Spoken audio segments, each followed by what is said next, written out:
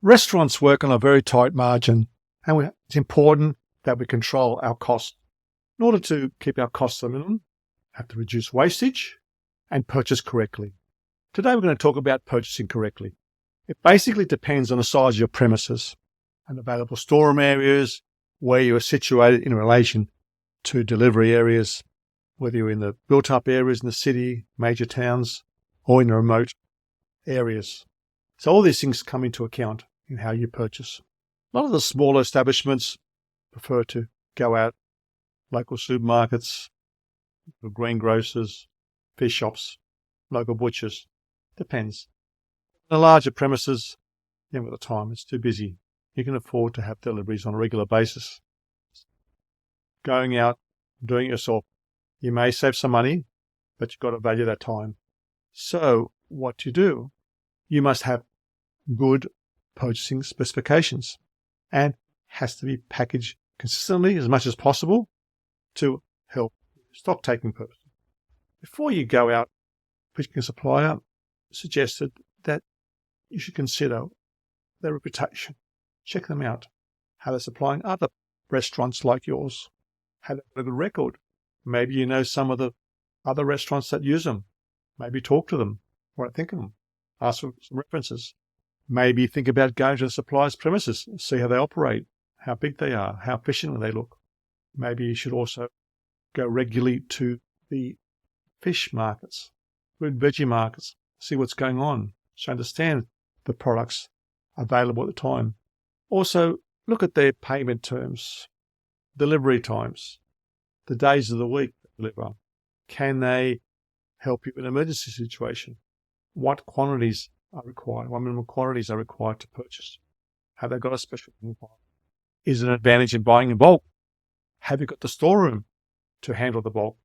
And as importantly, have you got the money to afford to buy a lot of the items? So look for specials.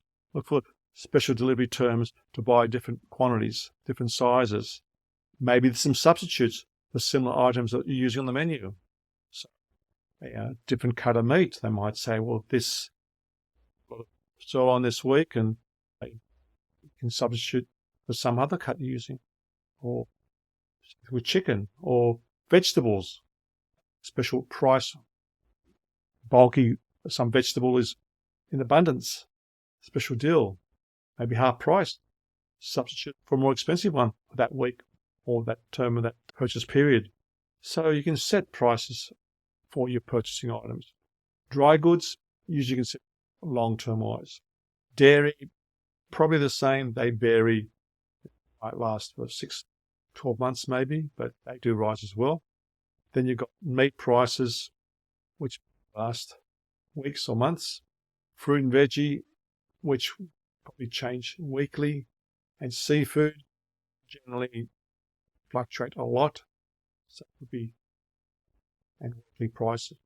So the thing is, you talk to suppliers, list of all the items you require, approach several suppliers for prices, compare the prices, ask them how long they can keep it for you. With dry goods, obviously the cheap price, you keep using. And as the price increase, maybe you should look at other suppliers.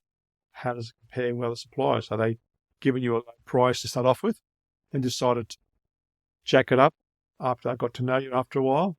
Maybe if you have two suppliers, just in case there's an emergency, the other suppliers run out, another supplier to go to. I used to have 2 veg suppliers, 2 meat suppliers, several grocery suppliers, 1 or 2 dairy suppliers. And so, for example, vegetables have a list, market list, every week on a fixed day, like every Tuesday, there's a new price list for that following 7 days. Another thing is if you're buying large quantities from the suppliers, for example, the fruit veg supplier, butcher, you may be able to get some preparation stuff. For example, portion control, meat sizes or fish fillets, or maybe prepared vegetables. So fruit veggies, maybe cut pomme noisettes, julienne carrots, or maybe peeled potatoes, something based like that, or fruit salad already done for you. So you've got to do an assessment, what it costs you to prepare those vegetables? Is it worth your while? Do a cost analysis to see whether it's worthwhile getting them prepared for you. So saving on labor, you're paying more money, but the bottom line could be better off that way. Another item could be something like coffee machines. Maybe another thing could be the coffee. Some suppliers give you a coffee machine, could be worth your while, normally for smaller places, but it's a cost saving there. You may have a different type of coffee or something. It's a cost saving, so do your analysis there. You're obligated to buy from that certain supplier if you use their machine. So it's a situation where you've got to work it out. Chemicals doesn't get talked about much. They're very important. Look at yield, cost per wash, cost per process, because even though the price per litre could be cheaper, you may need more chemical to do a certain wash or certain procedure.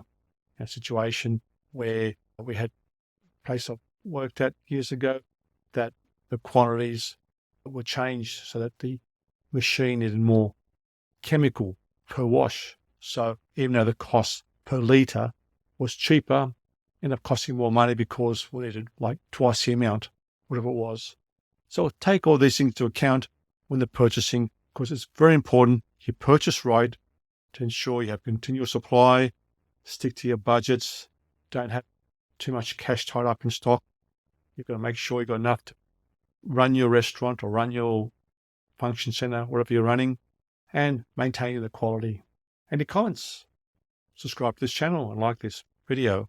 This is Contacetus on Best Restaurant Results.